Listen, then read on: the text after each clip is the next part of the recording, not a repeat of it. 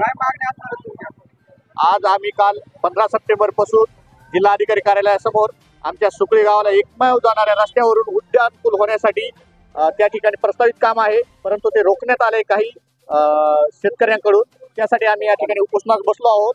परंतु या उपोषणाचा राग मनात धरून त्या गावातले काही नागरिक आमच्या गावचा जो रस्ता आहे, एकमेव रस्ता आहे, त्यांनी आज तो अडवलेला आहे। त्या ठिकाणी दगड टाकलेले आहेत, मोठाले झाडं सुद्धा टाकलेले। त्या संबंधित आता आम्ही काही आमच्या गावातले शिष्टमंडळ पोलीस अधीक्षक कार्यालय यांच्याशी भेट घेणार आहे आणि त्या संबंधित जो कोणी आरोपी आहे त्याच्यावर गुन्हा दाखल करून घेणार आहे। या संदर्भामध्ये काय निवेदन केलेलं आहे का? आम्ही सातत्याने रेल्वे विभागाचे अधिकारी असतील, जिल्हाधिकारी कार्यालय असतील, पोलीस अधीक्षक असतील, यांच्याकडे सातत्याने मी पाठपुरावा करत आहे, निवेदन करत आहे की जे प्रशासनाच्या केंद्रीय प्रशासनाच्या नियमानुसार असेल तेच काम करावं, अशी आमची मागणी असताना परंतु काही नागरिक वारंवार यासाठी खोडा घालत आहेत। त्यांचा राजकीय हेतू, त्यांचा स्वतःचा हेतू पुढे आणून ते खोडा घालत आहेत।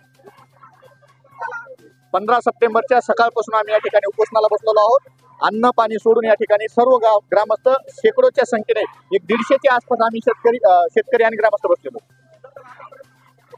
आम्हाला कलेक्टर साहेबांना बोलवलं, पण कलेक्टर साहेब हे परळी मतदारसंघाचे आमदार धनंजय मुंडे यांचे जे काही त्यांचं म्हणणं आहे त्यानुसार आम्हाला बोलत आहेत की ठीक आहे, तुम्हाला असं करू तसं करू, फक्त एवढंच म्हणते। त्यांच्या म्हणण्यानुसार आम्ही उपोषण मागे घेणार नाही।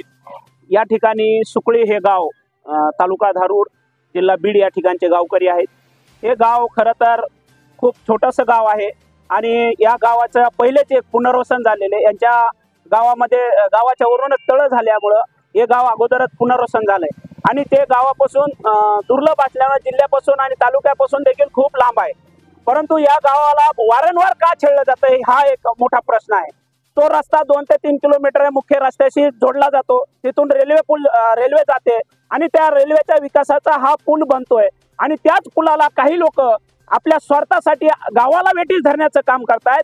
खरं तर प्रशासन जे करेल ते गावकऱ्यांनी केलं पाहिजे, पण कोणाच्या ऐकण्यावरून जर हे प्रशासन करत असेल तर यासोबत यांच्या मागण्या ह्या मान्य झाल्या पाहिजेत।